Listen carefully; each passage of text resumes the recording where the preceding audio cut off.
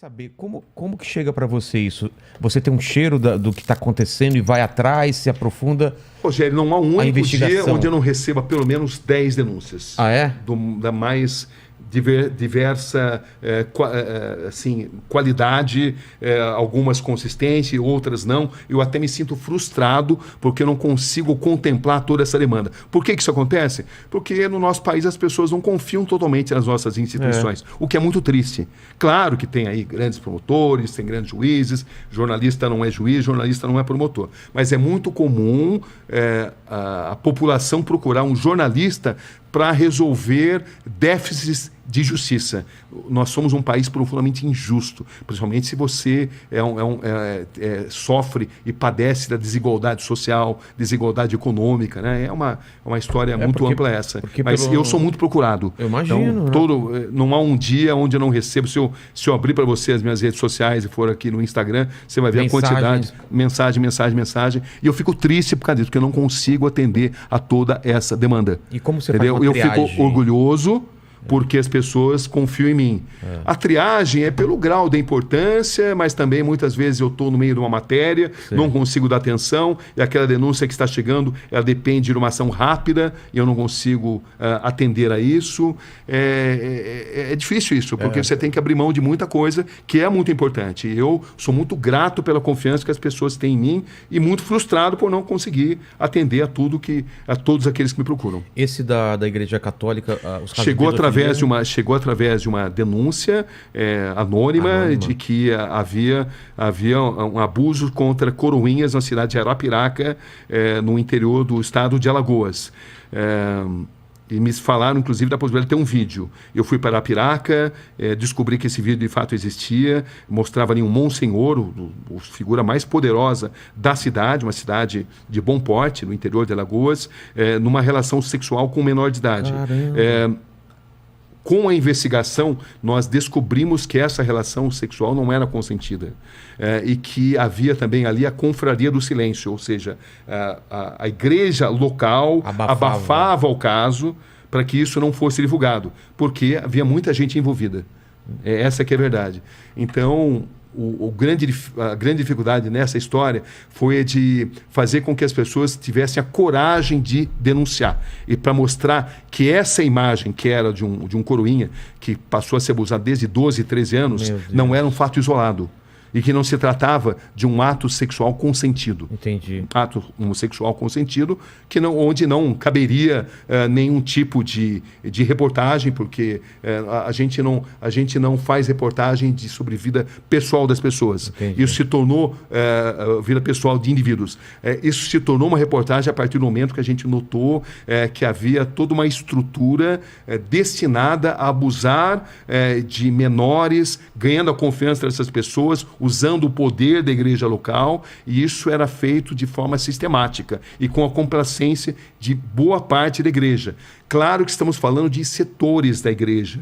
A maioria da igreja não concorda com isso. O Papa atual é um Papa que tem feito um trabalho extraordinário. O Papa Francisco tem uma preocupação. Ele mudou a história da igreja porque ele é uma pessoa de muita dignidade, muito corajoso, e ele, de fato, fez uma revolução nisso daí. Mas na época em que a gente fez isso, não havia essa disposição, e eu lembro que no começo a gente sofreu ameaças, mas foram 7 documentários onde a gente foi evoluindo. As vítimas começaram a ganhar confiança depois do primeiro documentário, a gente conseguiu registrar as várias ameaças, até uma matéria muito boa de ser assistida, porque ela mostra, a gente conseguia documentar toda essa estrutura que ameaçava as vítimas. As vítimas foram ameaçadas. Se elas contassem a história e eles ficaram sabendo que eu estava lá, elas seriam punidas drasticamente, entendeu? E ao longo de 7 grandes documentários, a gente conseguiu ouvir uma infinidade de vítimas, e o resultado final foi que 3 monsenhores, historicamente, foram pela primeira vez condenados. É a primeira vez que isso acontecia, a primeira vez que o Vaticano, já teve outros casos de punição, mas foi a primeira vez que o Vaticano reconheceu casos de abusos de sacerdotes contra coroinhas no Brasil. Essa foi um divisor de águas. Um divisor de águas essa história, um meia-culpa feito pelo próprio Vaticano. Foi muito significativo. Inclusive, como ele é um capítulo repleto de detalhes, é o mais longo, inclusive, desse Tá. aí. E quanto tempo você ficou lá? Chama-se Atrás do... Atrás do alto. Essas fotos serviam para abrir portas e serviram para consertar situações de muita tensão. Porque agora o Talibã voltou ao poder 20 anos depois. A gente acabou de fazer uma série chamada Missão Cabul, que é uma série que cotada para ganhar prêmios e tal. Foi nessa ida que você mostrou os caras sem orelha? Que eles cortavam a orelha ou não? Você cortava a orelha, foi no Iraque. No Iraque? Foi 2 anos antes. Um ano antes. Tinha essa história, do mas Iraque não era... foi em 95. Havia uma grande lenda. O governo de Bagdá, o Saddam Hussein, o Tariq Aziz, que era o vice-primeiro-ministro, o homem que aparecia para a imprensa internacional, dizia, desafiava jornalistas internacionais a provarem que eles cortavam a orelha daqueles iraquianos que ousassem se negar a servir o exército. Entendeu? Isso sempre circulava, mas eles desafiavam jornalistas a provarem isso. E nós conseguimos provar. Eu vi essa cena. Isso. Quem que puxa o turbante, alguma coisa que mostra essa foi a segunda situação, né? Porque, na verdade, eu fui beneficiado pelo fato de que a gente estava ali em Bagdá, com o Saddam Hussein, e 24 horas por dia, monitorados pelos agentes do Saddam. Eles estavam do lado. Eles estavam lá, eles sabiam tudo onde a gente estava, o que a gente estava fazendo. Quando você apontava a câmera, o cara falava aqui pode, aqui não pode? Exatamente. Então, como é que eu ia, por exemplo, para Saddam City, onde estava a grande maioria silenciosa, né? Porque é o seguinte, internacionalmente, os xiitas são minoria. Tá. Os sunitas são maioria. São maioria. Mas os xiitas, no Iraque, eles são maioria. Uma maioria que jamais conseguiu deter o poder. E eu sabia que grande parte desses soldados que tiveram a orelha cortada estavam num lugar chamado Saddam City, porque em Saddam City havia contingentes de soldados, pelo menos havia essa informação, que se negaram a servir o exército e tiveram as suas orelhas sumariamente cortadas para servir de exemplo. Eles eram sunitas? Eles eram xiitas. Xiitas, exatamente. Eram o Saddam Hussein sunita. O Saddam Hussein sempre perseguia os sunitas. No Iraque são minoria. Tá.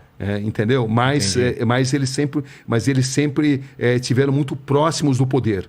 Era uma minoria que sempre deteve um poder econômico maior. Tá. Entendeu? Os sunitas, se você considerar o islamismo internacional, são maioria. Mas dentro do Iraque, os xiitas são maioria. Tá. Né? Esses xiitas são apoiados pelo Irã, que é um país xiita, por exemplo. Né? Bom, mas enfim, e a gente tinha que ir para Saddam City, onde estavam os soldados. Eu sabia que haveria uma grande chance. Mas como é que eu ia fazer para ir sendo seguido dia e noite pelos soldados do Saddam Hussein? Aí como é que eu consegui? Ficamos sabendo que havia chegado assim um grupo de jornalistas americanos. E não havia agentes suficientes para monitorar americanos e brasileiros. Então, o sabedor disso falou assim, olha, a gente está meio doente aqui, meio cansado, e também a gente está afim de jogar tênis, entendeu? Para relaxar um pouco. Então, a gente vai num outro hotel que tem quadra de tênis, e lá a gente vai jogar tênis, tá bom? Tudo bem? Então, eles até gostaram, porque eles não teriam como seguir a gente e os americanos ao mesmo tempo. Então, o que eu fiz? Eu e o cinegrafista Fernando Peléggio, que era o cinegrafista que estava comigo lá, a gente botou a câmera dentro de uma raqueteira de tênis e fomos para esse hotel onde havia uma quadra de tênis. Tá. Entendeu? Então vocês foram realmente para o hotel. Fomos para esse hotel. Tá. Chegamos até simular e para a quadra de tênis. Quando a gente se sentiu seguro... Não tem ninguém seguindo. A gente tratou de identificar um motorista que eu tinha informação que fazia ponto ali naquele hotel. Entendeu? Que era o Hotel Sulemânia. Meu coração já está acelerado só de você contar essa história. Né? Porque o que acontece é o seguinte, entrou no primeiro... mas a gente se enganou, não era o motorista indicado, a gente tinha se enganado. E esse motorista, ao invés de levar a gente para Saddam City, ele levou a gente para o Ministério da Informação. Pô. Aí no Stanley falou assim, o que você queria para Saddam City? Não, eu falei, Saddam City não. A gente queria ir para o Ministério da Informação do Saddam, entendeu? A gente queria vir para cá justamente. Entendeu? A cidade, né? Deu um migué ali, eles acreditaram e tal. Aí a gente voltou para lá. Quando voltamos para lá... Pro primeiro hotel? O primeiro hotel onde a gente ia jogar tênis. Tá. Entendeu? E aí nesse hotel eu consegui finalmente achar um motorista que eu tinha indicação, que falava inglês, era jovem e que tinha insatisfações em relação ao regime e que estaria disposto a assumir o risco. Precisaria ser alguém que é disposto a assumir o risco. Descoberto, morto, né? Exatamente. Então, eu acabei descobrindo esse motorista e ele nos levou para Saddam City. Só que levar no Saddam City, eu lembro que a gente levou pedrada, porque estrangeiros eram mal vistos ali, mas o fato é que uma hora depois de a gente ter chegado lá, a gente conseguiu finalmente descobrir um soldado que teve a orelha cortada. Eu fiz a entrevista, ele contou pormenorizadamente por que a orelha tinha sido cortada sem anestesia, justamente porque ele não tinha servido o exército. E aí, para você ver como é que são as coisas, né? A imagem que você viu, que a gente estava na confluência do rio Tigre e Eufrates. 3 dias depois... Não é desse dia. Não é desse dia. Outro dia depois, a gente estava na confluência e eu notei que tinha ali o barqueiro que não tirava o turbante de jeito nenhum. Aí eu cheguei nele lá e eu falei, fiz um sinal, a hora que o tradutor, que era ligado ao regime do Saddam Hussein, estava distante, entendeu? Porque a gente foi para o meio do rio, e o tradutor ficou lá. Eu falei que eu precisava fazer uma passagem e o barco não cabia mais gente. Entendeu, não? Porque o tradutor era deles, né? E aí, meio por sinais, eu expliquei para ele contar a história. E aí ele tirou o turbante, contou a história. Eu tive